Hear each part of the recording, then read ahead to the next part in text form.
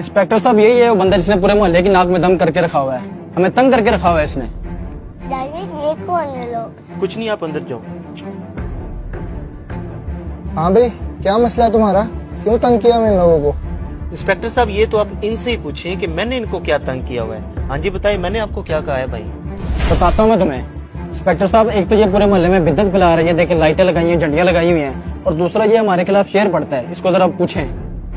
ये लाइटें और झंडियां तो ठीक है, अब मौलवी कौन सा शेर पढ़ते हैं इनके खिलाफ? तुम क्या इंतशार फैलाया हुआ तुमने? इंस्पेक्टर साहब मैं कोई इंतशार नहीं फैला रहा, और जो शेर की बात भाई कर रहे हैं वो तो बच्चा बच्चा पढ़ता है कि आप सबके पास जाएंगे। वो शेर इतना प्यारा शेर है, वो तो हम हुजूर की मोहब्बत में पढ़ते हैं और शैतान के खिलाफ पढ़ते हैं कि निसार तेरी चहल पहल पर हजारों ईदे रबीउल अव्वल, सिवाय इबलीस के जहां में सभी तो खुशियां मना रहे हैं। ये देखिए इंस्पेक्टर साहब, ये शेर हमारे खिलाफ पड़ता है, ये हमें चिढ़ाने के लिए। हाँ भाई, इस शेर में ऐसा क्या है जो तुम चिढ़ रहे हो? इंस्पेक्टर साहब, आपने नहीं देखा, ये हमें इब्लीस कहने की कोशिश कर रहा है। भैया मैं आपको इबलीस किधर कह रहा हूँ, मैं तो ये शैतान के खिलाफ शेर पढ़ता हूँ। आप अपने ऊपर ये क्यों ले रहे हैं? क्या आपको हुजूर की आमद की खुशी नहीं है? और बस करो, आमद की खुशी नहीं है। हुजूर का इंतकाल 12 रबीउल अव्वल को हुआ था, तो हमें खुशी मनानी चाहिए या गम? इंस्पेक्टर साहब एक तो इस बंदे की भी समझ नहीं लगती।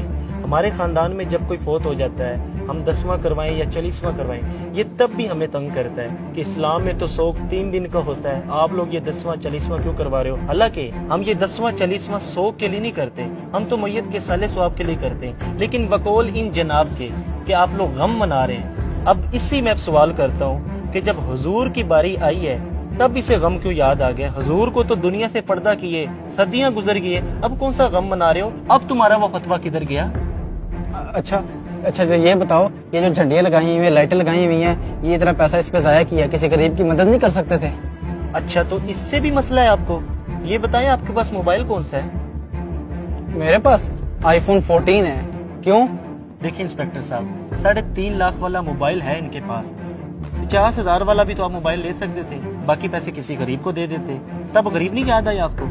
और दूसरा इंस्पेक्टर साहब, इसने अपने बेटे की शादी की है, 50 लाख रुपए इसने खर्चा किया है, कम पैसों में भी तो ये शादी कर सकता था, तब गरीब नहीं याद आई इसे?